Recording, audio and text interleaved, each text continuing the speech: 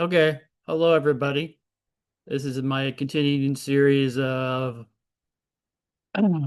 blogs, video blogs about robotics, uh, and especially humanoid robots.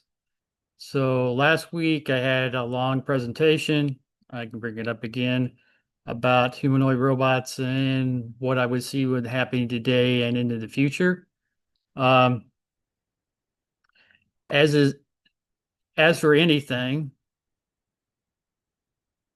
it I I missed out on a lot of stuff. Well, I forgot a lot of stuff that I've learned and experienced throughout the years. So just a quick recap, if you're new to my YouTube channel, my ex, my ex account, so whatever. My name is Michael Overstreet. I've been doing robotics for a very long time, um, since I was in grade school. Uh, of course, humanoid robots and everything in robo games and so on. You can pause if you want to read my full biography. So, as was looking over my presentation, thinking about all the stuff I talked about, I kind of, I kind of glossed over quickly, talked about a few things, and I'm adding lots of slides. Um, so I might spend a little bit of time each week going over what I think are the key points of humanoid robotics today and into the future. So today I'm going to concentrate on humanoid robot durability. Uh, and the reason why I bring this up is because I think when I've, listened to other people talk about humanoid robots and the future of humanoid robots, it definitely seems like they think they can work 24/7 for months and months and months and months. Uh, and they're using that to determine how much the robot should cost per hour to use, how productive they will be, basically what their TAM is. I think I talked about TAM last week. So I need to probably develop some more slides on this and get some more detail on this, but it definitely is. This is something that, as an engineer, I'm not a business person. I'm not an accountant.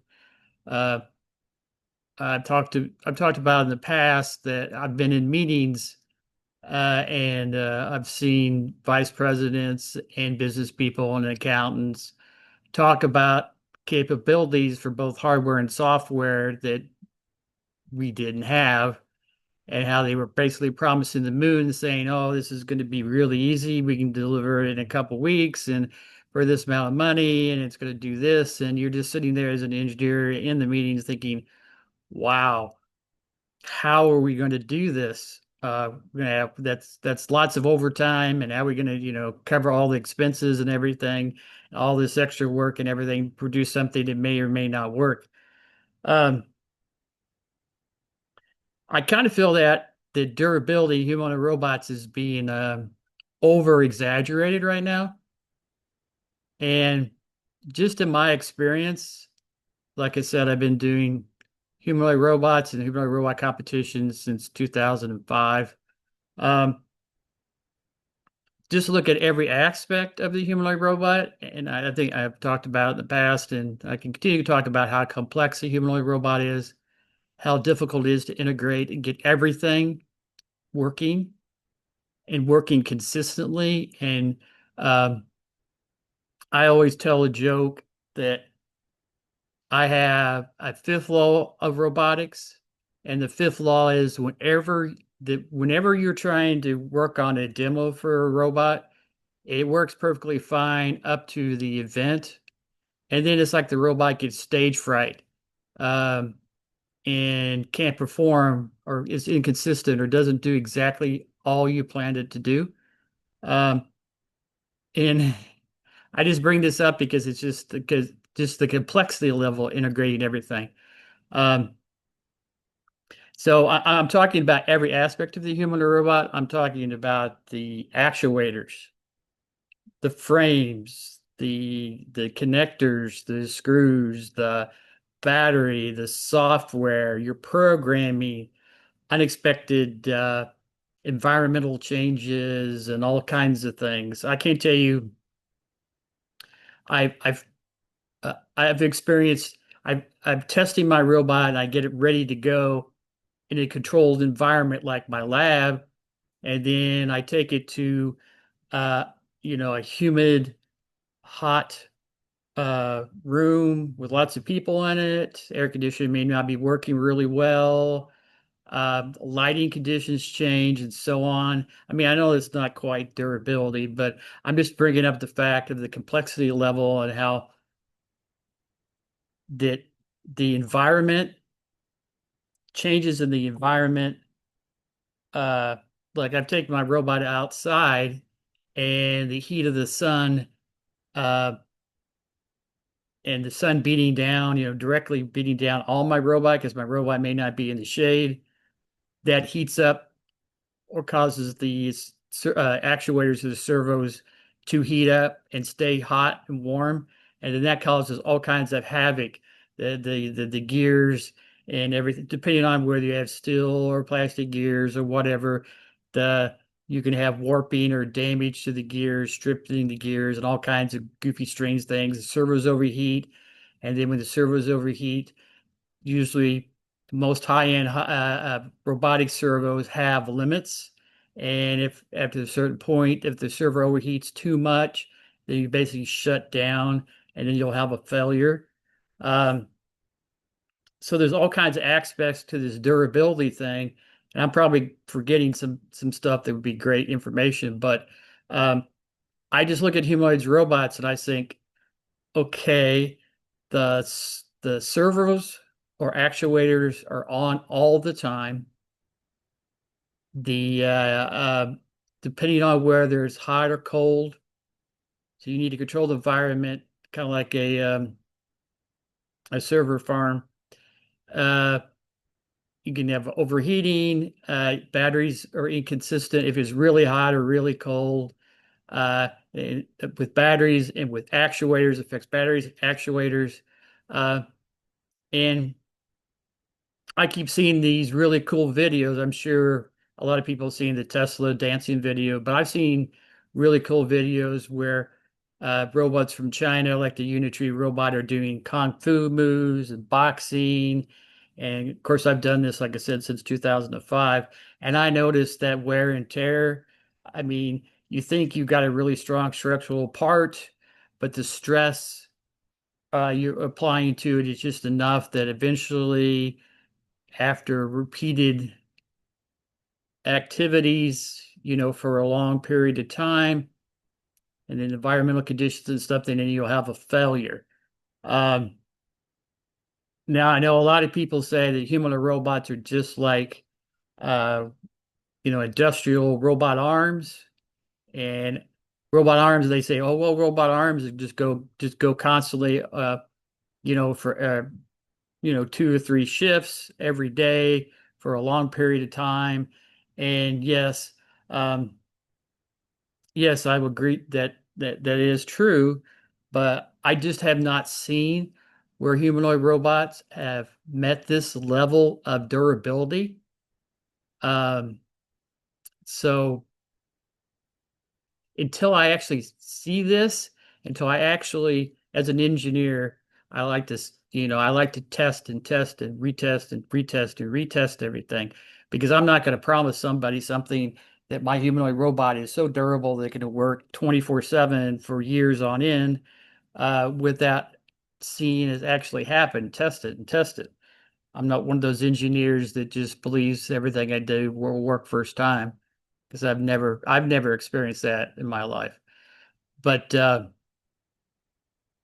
just I just try to bring up the point of durability because uh, a great example is when I was first going to robo games. Uh, I would all have all kinds of trouble with wiring, chafing the wiring. Uh, the During the robot would be performing some actions, and he would pull one of the servo wires, and then the robot would fall down. um, wire chafing, pulling of wires, wire management. People don't realize how important that is with a robot, especially a humanoid robot, where you have, over 20 or more servos. So you got that. They got the chafing the wires. You actually have structural issues sometimes because of all the stress that a human robot puts on it. It's just like us. I mean, um, I can't tell you. I mean, everybody's experiences. They wake up every morning and they're sore. They're sore and they can't even remember why they're sore. I mean, I know, but so the humanoid form factor is something that I think you have to pay extra attention to durability with. And then, of course, the when you compound the complexity on top of that. So basically, I've been talking about hardware so far. Um, you got actuator durability, you got structural durability, you got wiring durability, you got battery durability. Uh, and then let's talk about software durability. I don't know about you, but it seems like every time I bring up my Windows laptop that I'm using right now, it needs an update. I'm not saying humanoid robots are going to be like this, uh, but you've got to, there's going to be AI updates if you got a humanoid robot from a company and they're trying to make their robot constantly better and they're retraining their AI. They're getting, more information, more data to train their robots on. They're going to have to retrain their AI, and then periodically they're going to have to send out an update or a new version of their AI. Um, I don't think I've ever experienced a smooth 100% rollout where software I have developed didn't have some bug or issue. And a lot of times it has nothing to do with the programmer, has nothing to do with the requirements. It has to do, there was some unforeseen circumstance that you will never see in a lab.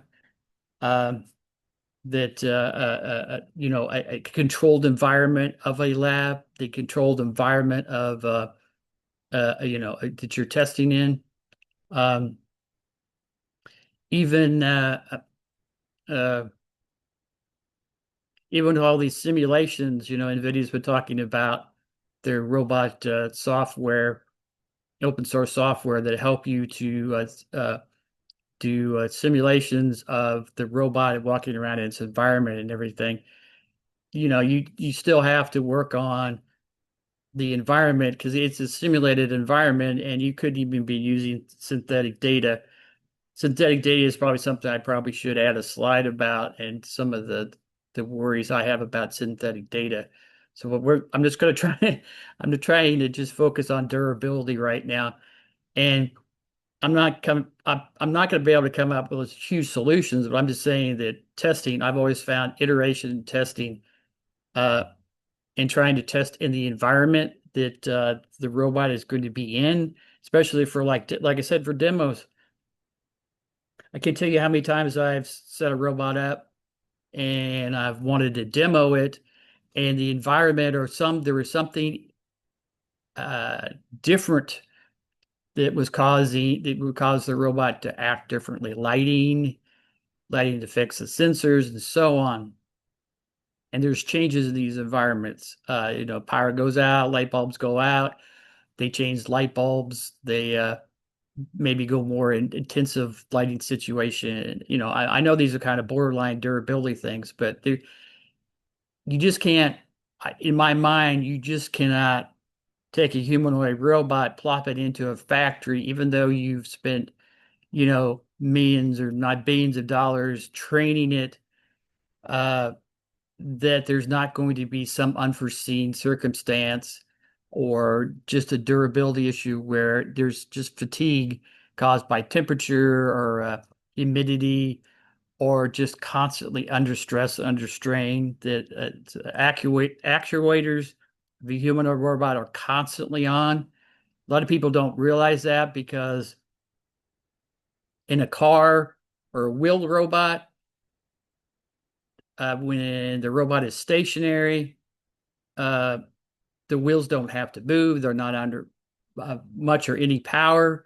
But with a humanoid robot to hold our form standing up, every servo has to be on and has to have a load. So that just accumulates and builds up. And then if you start carrying things and moving things, I mean, uh, I've seen robots push doors and the effect of the door swinging open or whatever makes the robot move forward and stuff and put stress and strain on the robot as it's pushing the door. Stuff we take for granted that you have to think about as if you're a humanoid robot engineer. Um, so I went to the DARPA Robotics Challenge for humanoid robots. It's been a while. It's been about maybe 10 years ago. And the definitely the robots were under a lot of stress. Of course, the humans are under a lot of stress too. A lot of rushing to get the human robots ready to go. Lots of unforeseen circumstances occurred, uh, but definitely because they were testing their robots in a closed, controlled environment. You could tell a lot of the robots weren't ready for the wind, the direct sunlight shining on metal parts. They were heating up the metal parts within, and that metal part was transferring that heat to the servo actuator, and then the servo actuator overheated, and then the stops on that actuator caused it to shut off because it was, you just can't have an actuator overheat uh, and cause damage to it because actuators are very expensive and time consuming to replace. Um, I think I've covered most of it, but another great example that I use is, of course, I'm an engineer, so I follow engineering and love to read about machines and so on. So I know the Air Force uh, is getting constantly criticized and ridiculed and about its inability to maintain older airplanes and keep them flying. I know that the stealth airplanes have this trouble too because they're constantly having to work on the stealth coating and so on. But I think an airplane is a great comparison to a humanoid robot. I don't think a car is as good as a comparison to a humanoid robot as to a very complicated airplane, especially like a stealth airplane. I mean, the cost per hour on Air Force airplanes is just unbelievable. It's in the tens of thousands, not pushing 100,000. I know like the B-2 stealth bomber, which is like 40, 50 miles away from me here in Kansas City, Missouri. I know there's like 20, 30 hours of maintenance need to be done during per flight hour because every time the stealth bombers fly over Arrowhead Stadium or Royal Stadium for special events, somebody starts complaining about how much that just costs. Not just the cost of the airplane and the fuel to fly over, it's the maintenance, it's all the maintenance work that needs to be done on the airframe per hour. I mean, I probably should have these figures, but just think about, you can just look them up yourself. Just think about a B-2 stealth bomber. It's 20, 30 hours per flight hour of maintenance. Uh, I'm not saying a humanoid robot's going to be 20, 30 hours of maintenance per hour of operation, but I think it's going to be a lot more than an uh, uh, beefy industrial sizes robot arm that's purposely designed for this. I think eventually, after lots of testing, we can get the durability of humanoid robots up. I'm just trying to say, from my experience with humanoid robots, there is always something I was doing. I would spend, so for every 3 minute kung fu match, I could easily spend, a few hours getting it ready. Uh, I judge some BattleBot competitions in the same way. If you ever go to a BattleBot competition, of course, there's intentional damage. You're trying to intentionally damage the other robot, but you should see the frenzied activity between matches where you got to charge a battery, you got to fix this, fix that. Um, uh, one thing, well, two things about competitions and durability that I can bring up. One's the battery. So lipo batteries, can't tell you how. I think at least every competition I've been to, people have had issues with their lipo batteries. The batteries start to bulge and everything and become a safety risk. So I personally, when I would go to Robo games, I'd have all my lipo batteries in a Kevlar bag. And I could take, if you have your lipo batteries in a Kevlar bag, you can take that on an airplane. Uh, I did this is for years, so you can't put them in check-in, but you can carry on. And if you put them in one of those Kevlar charging bags, um, I think I've only had one lipo fire of one of my batteries. Uh, but I've helped and experienced multiple lipo fires, especially in the BattleBot, especially at Robo games with hundreds of robots there with lipos. Uh, and then so that's a safety concern. I'm sure that a lot of companies will tell you that lipos are in cars and lipos never catch fire in cars, and that's probably true. But you're talking about a humanoid robot, a robot that's walking around an environment, running into things or being hit accidentally, or things happening outside of your, control. And so lipo fires, lipo battery fires. Um, and then, so one of the things that I experienced with humanoid robots is the screws, is the nuts and the bolts and the screws. So because humanoid robots have 20, 30 actuators, lots of parts, you got to connect everything together, and the fasteners or the screws or the nuts or bolts are connected together.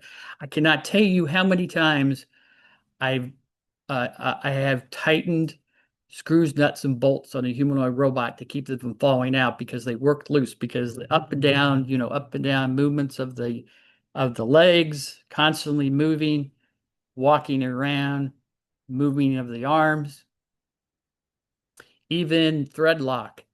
I definitely recommend that if you're building a humanoid robot, you use thread lock of some type, or you think about how to keep a fastener or a screw or bundle bolt from slowly working itself loose.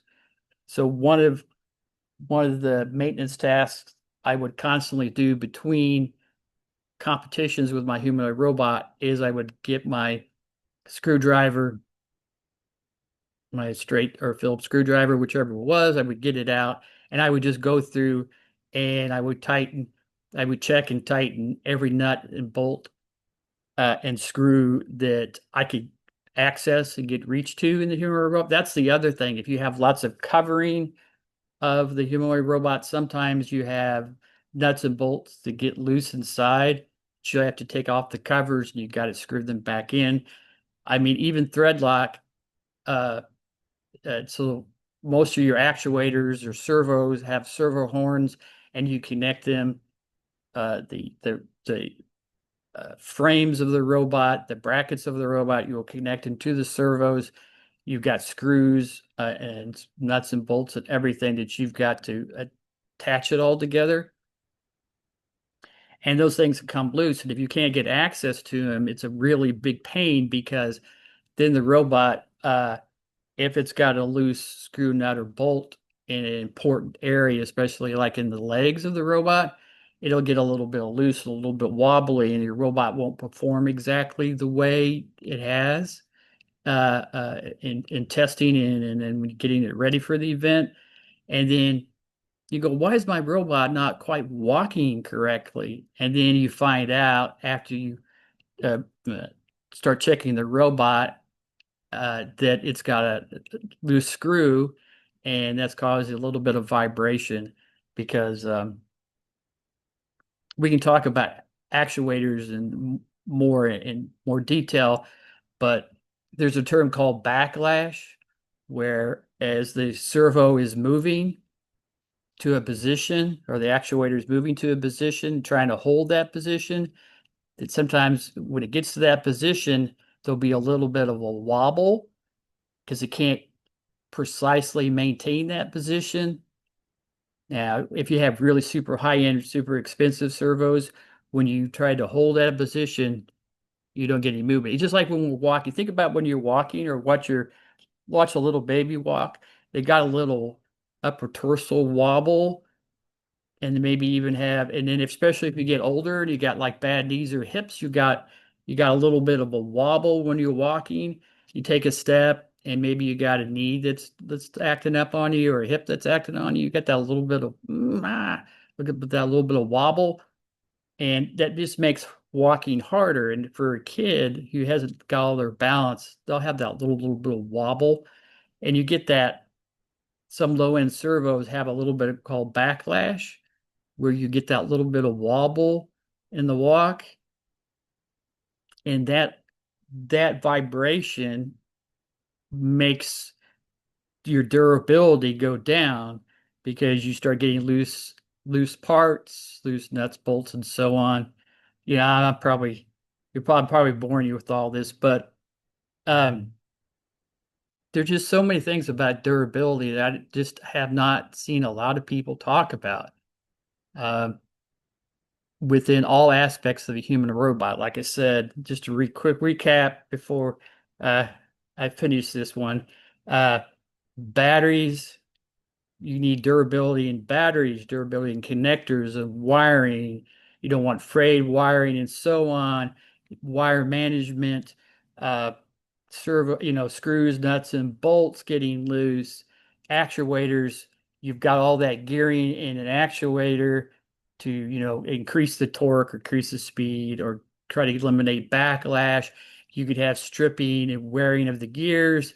Um, and then temperatures and environment can affect uh, all this. The warmer the servo is, the warmer the actuator is, the more stress and fatigue of the of everything connected to that actuator in that joint.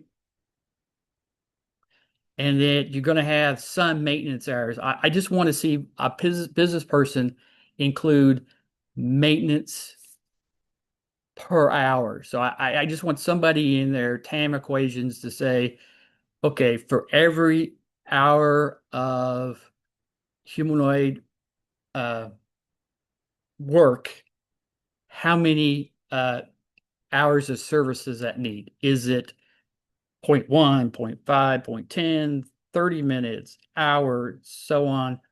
I want to see that calculation, and I want somebody to think about that calculation, and then I just want that addressed. So when I start seeing that, then I'll stop, worrying about durability when it comes to humanoid robots. Okay.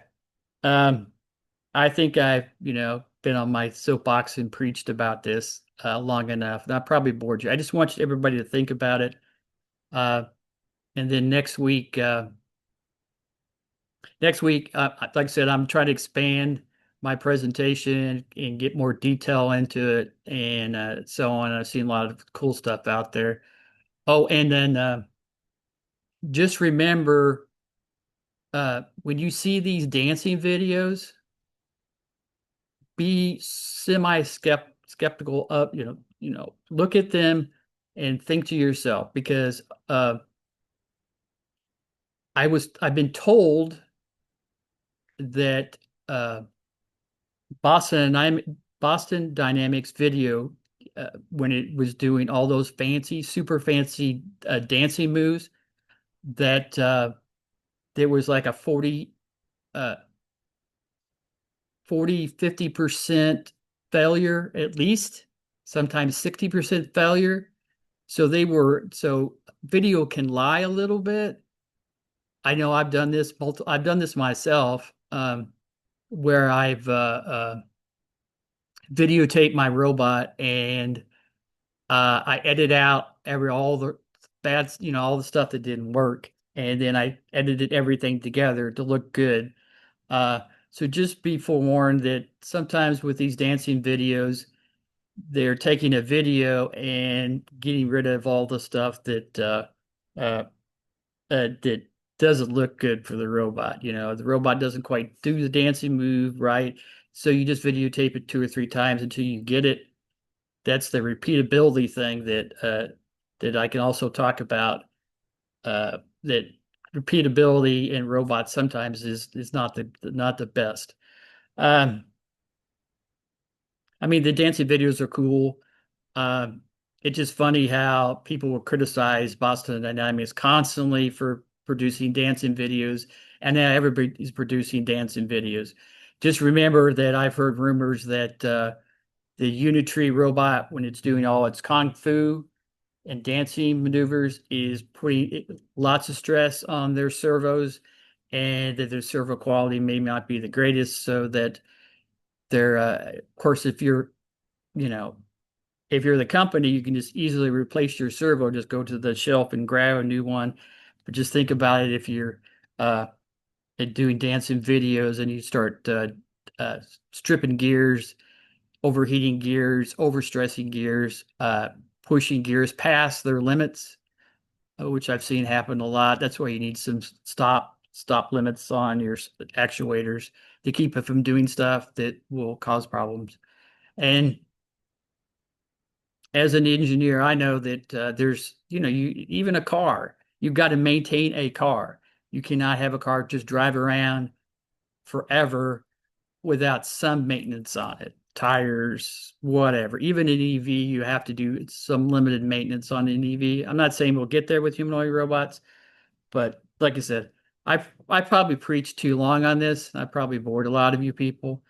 So hopefully uh, you can get through this video, and then you'll be back for my next video next week. I'm going to try to do one per week for a while, try to cover everything, and uh, get my point of view out there, whether it's right or wrong.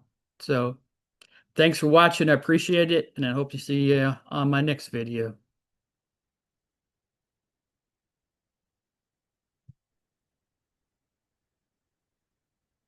Oh, and I got to get better at